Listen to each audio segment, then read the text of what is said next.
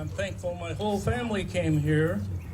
The only one that wasn't going to be here was Andy, who's the star of the story, and he had to work. And when he walked up here, I said, "They gave you the time off?" And he said, "I got off a month ago." Oh. Okay. When Andy went into the earth, I've heard that the Ozarks were once as tall as the Rockies, and that they've since withered to their sad state through countless millennia of erosion. It's hard to believe these hills were ever that tall, but I can vouch for the erosion. The land here is rocky, mostly limestone, covered with tick-infested brush and deciduous trees, covering a hidden but vast world of caves, caverns, and sinkholes. A road project here in Branson was on hold for some time because every time they tried to cut into the cliff to make the new road, a sinkhole would open and destroy the work. Of course, I've always been interested in caverns, but my dream has always been to find a cavern no one else knows about. Spiral staircases and man-made walkways and memorized tours are fun, but a secret underground world of my own would be fantastic. We weren't long in the Ozarks before this dream came pretty close, although it would be shared with a few. A coworker, Brent, told me about a cave near his place that no one else knows about, and that because of the narrow entrance, no one has gone into it.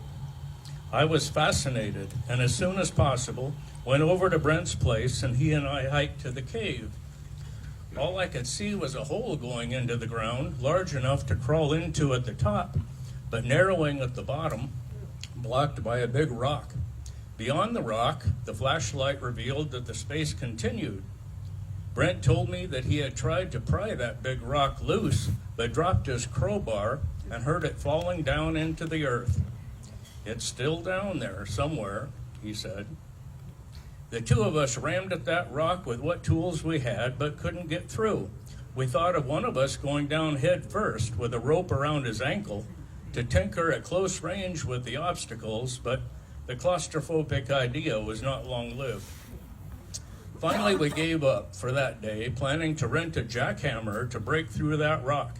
And Brent took me over a few yards to a rock wall where there was a wide crack, but not wide enough.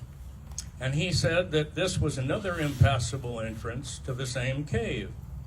If you yelled into the crack, your voice could be heard in the other hole, and vice versa. We left frustrated and all the more anxious to get down there. Not long after that, I returned to the place with 3 of our children, Sam, 11, Andy, 8, and Glory, 5. We brought rope, flashlights, etc., with the hope that at least one of the kids could fit through the hole. This was not wise, for the Ozarks are also littered with copperheads and rattlesnakes and various dangers, and who knows where a snake's nest might be. We fiddled with the claustrophobia hole for a time, but no one had the nerve to try slithering past the obstructing rock.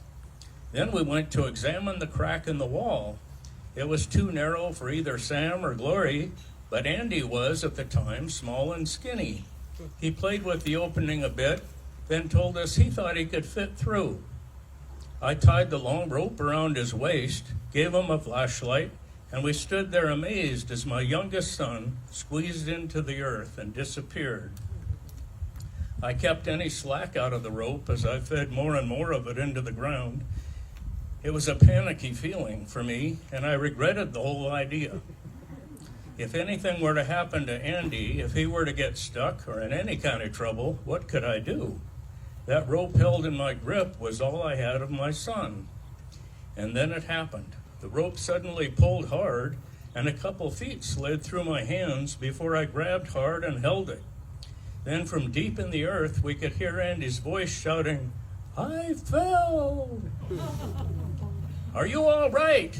"Yeah, give me some rope." And I led him down into a large underground chamber that he later said was as big as a garage. He also said that there were cracks there at the edge, indicating that the cave went down further. But what thrilled me was when I heard his faint holler, "I found a crowbar!" Not only did that kid scale a stone wall on his way back up, alone in the darkness of the earth, but he did it carrying a flashlight and a large crowbar. We were excited to see the tools poke out of the crack in the wall and then to see Andy's face. But for some reason, squeezing in through the crack was easier than squeezing out, and at one point he got stuck between the rocks and became frightened enough to shed some quiet tears. He then turned and tried a different approach and managed to slither out. Andy is the only human being ever to have entered this cave, to have ever rested deep in the earth in that room as big as a garage. I will never forget the look in Brent's eyes when at the time clock that next morning at work, I handed him his now rusty crowbar.